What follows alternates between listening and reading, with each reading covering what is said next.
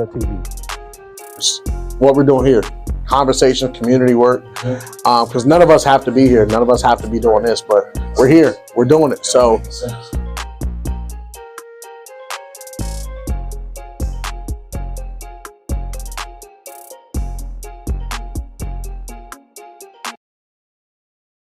His name is none other than Jaleel Anthony. He graduated from the West Side, Proviso West High School.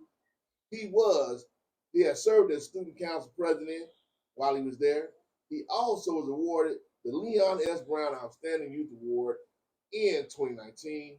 He's been named a spokesperson for Cook County Health Department Youth STI and Mask Up in 2020. He also was awarded student spotlight by Oral Roberts University in 2020.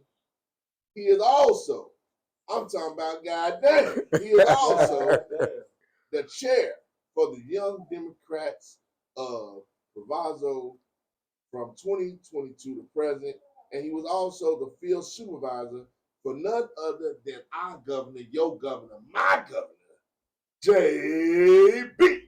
Not James Brown, but J.B. Big Chris, not little Chris. For his campaign in 2022. I'm talking about he also the director of field operations for State Rep Lamont Robinson. That's my dog. Shout out to my OS sister. She got her son all the way up on that one now. And man, he currently, you know what I'm saying, is helping out with a couple of automatic races. And man, I'm tired. Everybody, I'm about to go out. Jaleel Anthony in the building. Man, Yo. Your bio definitely reads like somebody that you need. So, I'm talking about, goddamn. Appreciate it. Thank y'all for having me too. Do you ever have fun? I do every day. I'm just saying. When? How do you do it, bro? Why you need a personal assistant? So what you got going on now? You one of those. Besides the politics. First, let's start the politics. What got you into politics?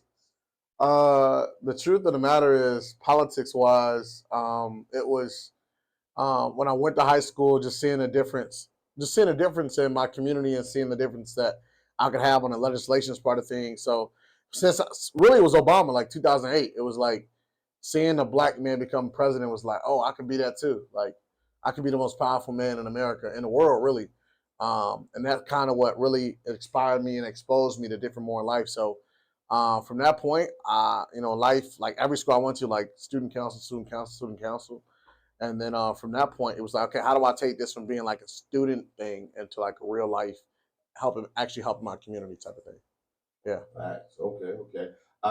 So do you ever have the ambition to step from behind making the machine run to actually driving the car?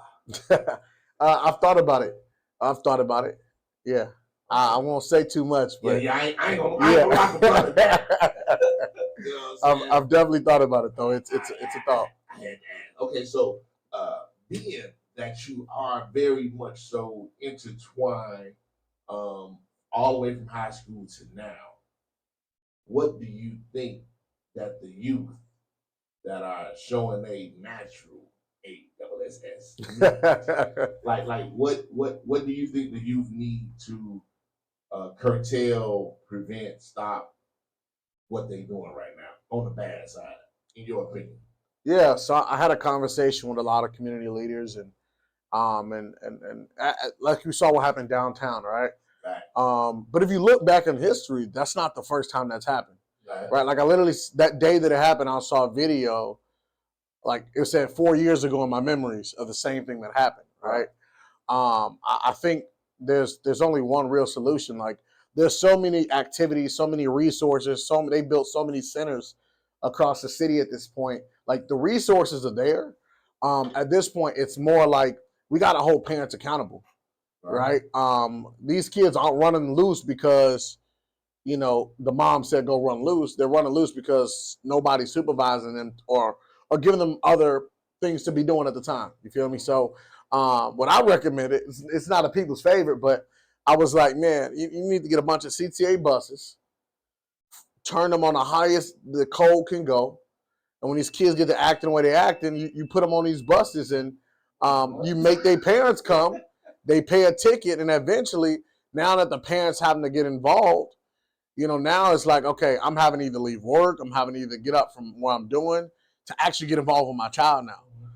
Like, for example, when I went to school, if I got in a fight, my parent had to come to the police station and pick me up and fill out, a ticket, a $50, whatever it was. But I just think we got to come up with something because there's so many resources, so many things out here. At this point, it's like, okay, now there has to be an accountability process. So, yeah. I'm definitely in agreement with the accountability of it all. So you do see, you the first person that actually said, "Oh, it's enough resources." Yeah. I've been saying it, but people looking at me like I'm crazy, right? But I definitely believe that if you hold the parent accountable, as well as if you do a little bit of just a little bit, Facts. just a little bit. They don't do this no more. I'm gonna let that play in the background. Oh man, that's how you felt. That's how you felt.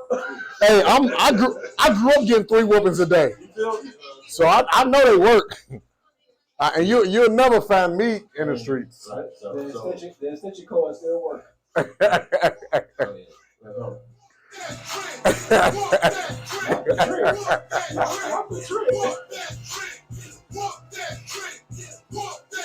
Once again, the views and opinions right now, not those of F&B radio, but those of Basia. So yeah, I just feel they whoop them tricks, just a little something. I feel like parents because I've had the gift and the curse of being on both sides of the bars. Yeah. And I have learned that either you gonna raise your children or somebody else gonna raise your children. Yeah. And when somebody else raises your children because they out here and did the food, yeah, just know they might be holding on to somebody's pocket. Facts. And the lollipop that they play with at night might not be the lollipop you go get from Dollar Store. Real talk. So you gotta understand that right now, like between the ages of I would say 8 and 1 is when we parents need to instill the fear of God in them to the best of our ability. They forget that. But not only not only by like beating on them, but like just loving on them. And the moment that baby is crawling to that outlet and look back over their shoulder before they touch it, that's wrong. Right. Facts. So that's when you. It's the tough one.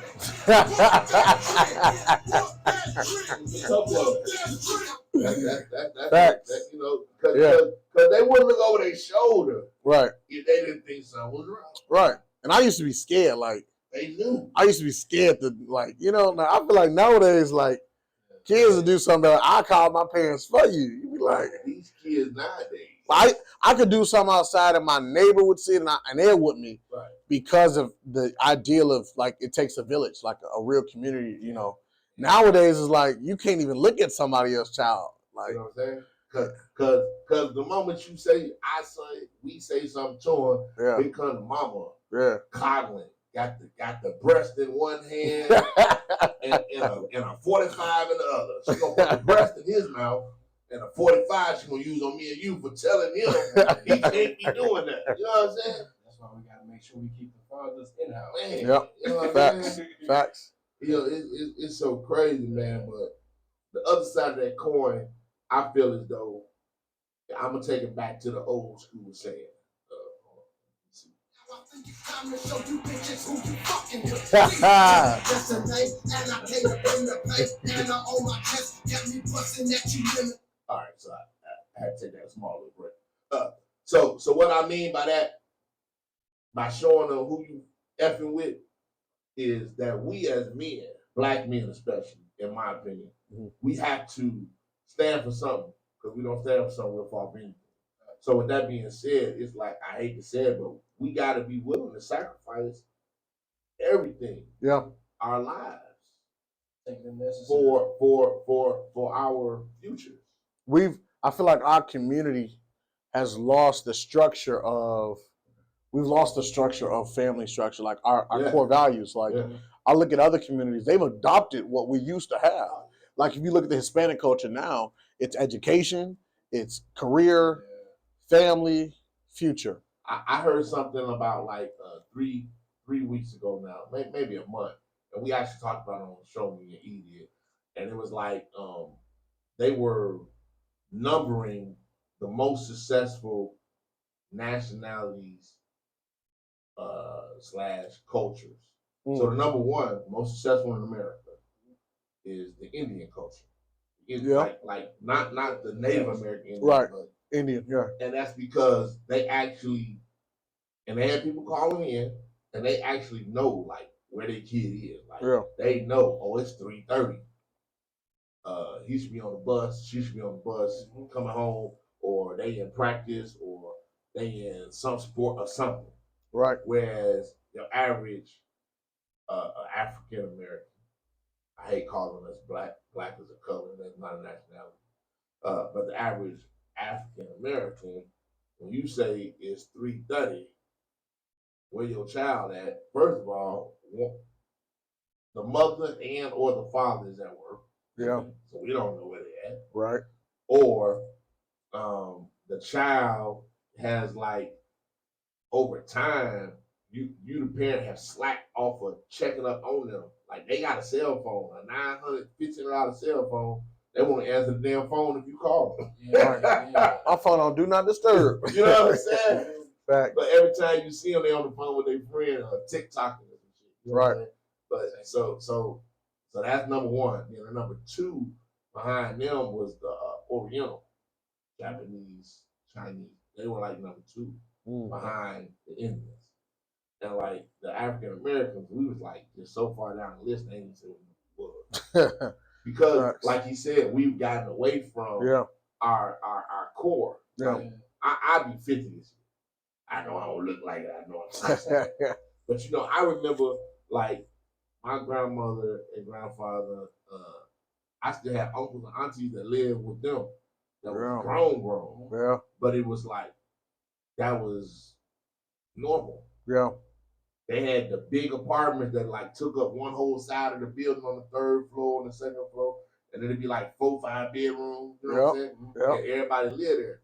So now it's like my parents did that too. Right, but now it's like you can't get siblings to buy a 6-unit, 3-flat building. And I take an apartment, you take an apartment. They like, oh hell no. Nah. but at the same time, everybody spending $1,200 and $1,500 a month on rent. Yeah, we can be owning a 6-flat for like $4,500 taxes, mortgage, taxes, and everything included, and everybody got their own spot still. But don't nobody want to do that no more. Yeah, it sounds like some. To me personally, it sounds like some curses need to be broken, generational curses. Y'all speak on that. What y'all feel about? I'm gonna be real with you. I don't believe in them.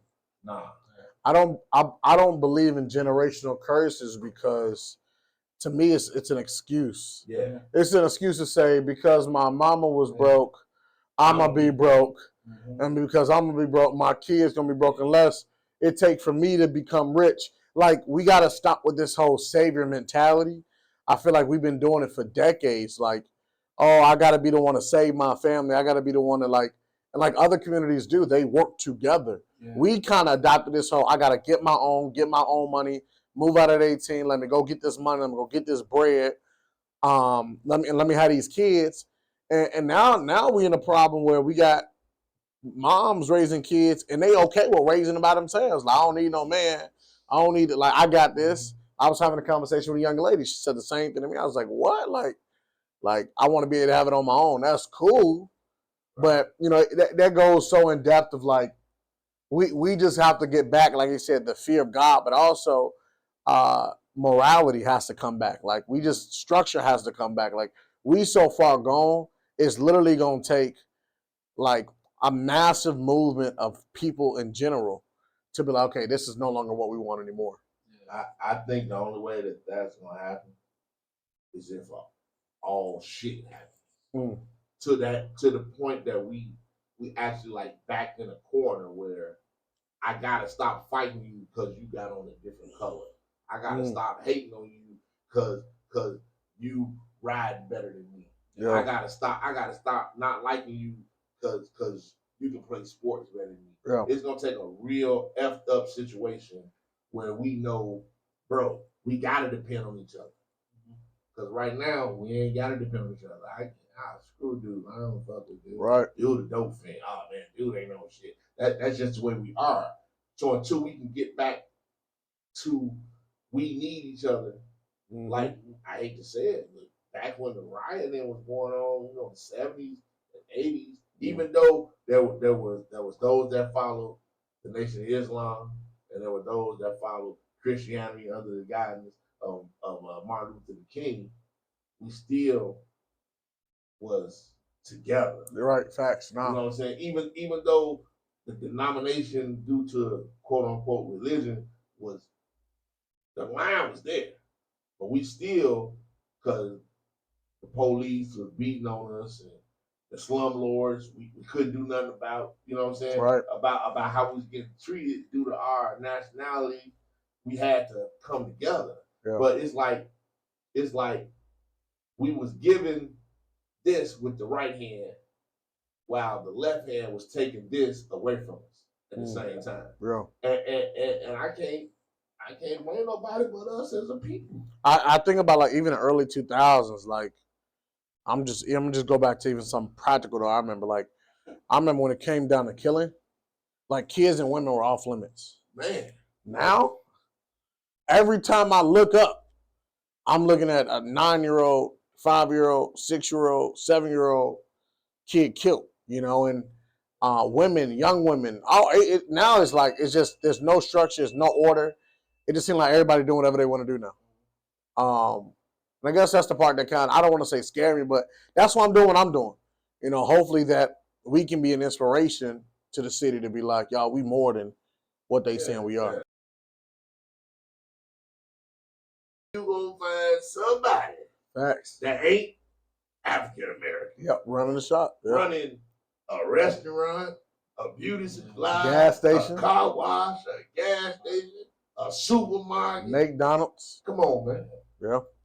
You know what I'm saying? And it's like it's effed up, man. You know what I'm saying? Well, what drove you to become Jaleel today?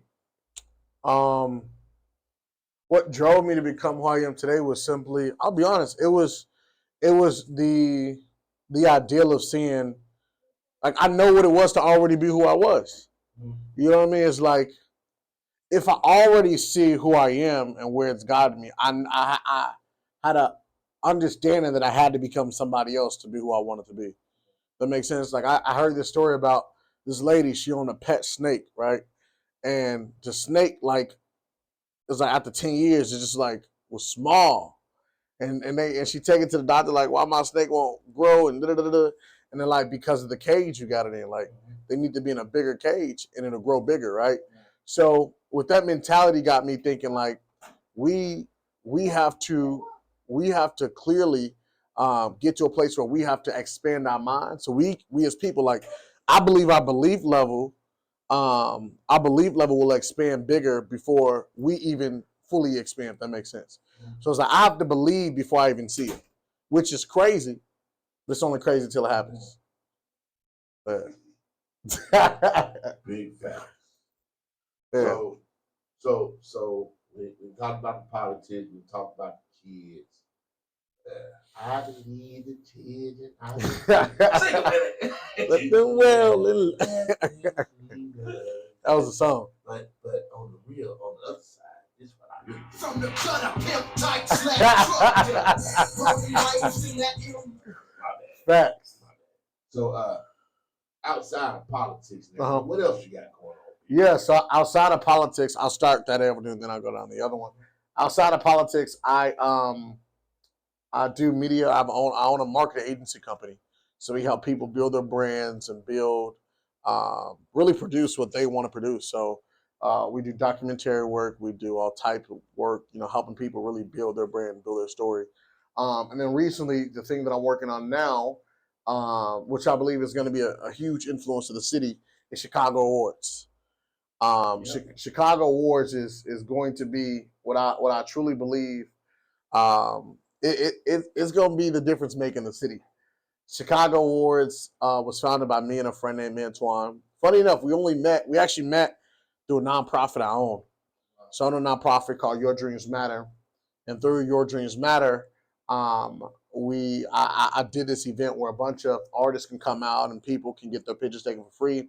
I met Antoine, and we got locked in then. And then one day, I say 6-7 months fast forward, we're in my living room, and I'm looking at this yearbook, and I'm like, man, it'd be dope to do like a yearbook for Chicago, like honoring people who are doing good things. And I'm like, nah, bro, we could do something bigger than that. Like, we could do this live in person, like do a full-on show, like a BT at Grammys.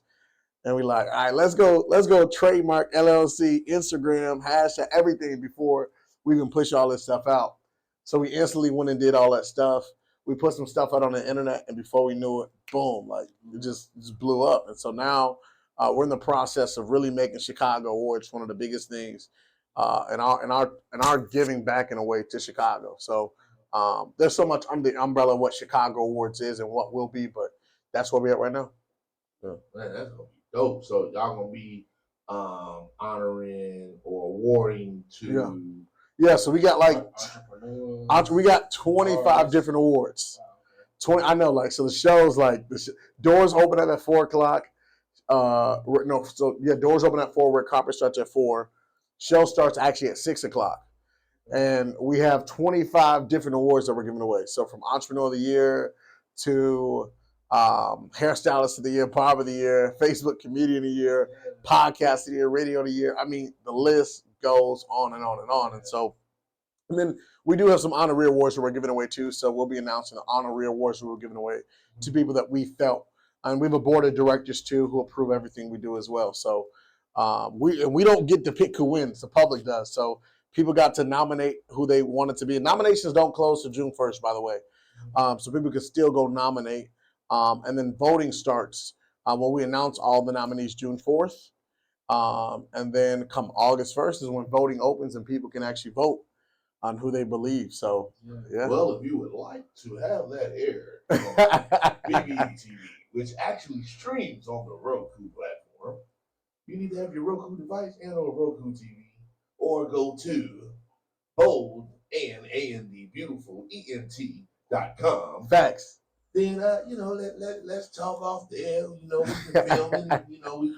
We can play that there for all those that can't be in attendance. Yeah, no, we definitely. So we'll offer that as well. We're gonna have that as well, and we really want people to be able to be a part of something that's gonna be historic. Like, we know the impact that's gonna have on the city. Like, we're seeing the impact now. Like, everywhere we go, like we'll be at an event somewhere, and like one day we were at a club one night. And we were upstairs in like this VIP section with DCG and them, and they're like, bro, we just gotta watch y'all video on Chicago on y'all Instagram page. And this is like when we first came, like when we first announced. So like we was like, dang, like and now we're in the part where we're like, slowly, building the brand around as a whole and marketing part and all that. So we're excited, man. I'm excited. I ain't gonna lie, that's dope, man. I'm excited for you. I'm about to start rapping so I can be the new rapper of the year. You want to see it up here on the Let's try to get a preacher up here, we got we ain't got no preacher yet. But we do got leaders of the year and humanitarians of the year and awards like that. We have a long list of awards that include everybody. And of course, it's been the first year. We still getting people like, y'all didn't put Esthetician in there. Y'all didn't put this in there. We're like, yo, we just getting the ball rolling. So where y'all going to hold it? Can't say that yet publicly. We haven't announced it publicly yet. So yeah. So allegedly. No, let me stop. So I'll say this. Let me say this. I can't say this much online. We did have a space. But due to the amount of people that we've already surpassed to come, we've had to go somewhere else. So I'll say that much. Whoa. Yeah. Going to the area crowd, y'all. We've been in the works with a lot of, like, I wish I could announce some of the performers. Like, Chicago artists will be in the building Yeah, I'm about to say, performing. if you need some Chicago, we going to the United Center, y'all. That's our 5-year goal. The United Center is our 5-year goal. We've been there in 2 years. I claim. Come on, I appreciate that. 2 years, United Center. We've been in communications with the United Center already. Like, not telling them like we're gonna be there this year, but like just telling them like, look out, here we come. Like, so we excited. Look, just a little bit. Just some money. That's look like. All it takes is money. Like, if you got money. And that mustard seed. Yeah, come on. Let's little thing. Little thing. That's what's up. That's what's up. So politics, award shows, what do you see outside of the award shows and your political future, which I already know, like, I need to go ahead and start working on your campaign now. I see him as the mayor. Right. What else do you see in the upcoming 3-year plan?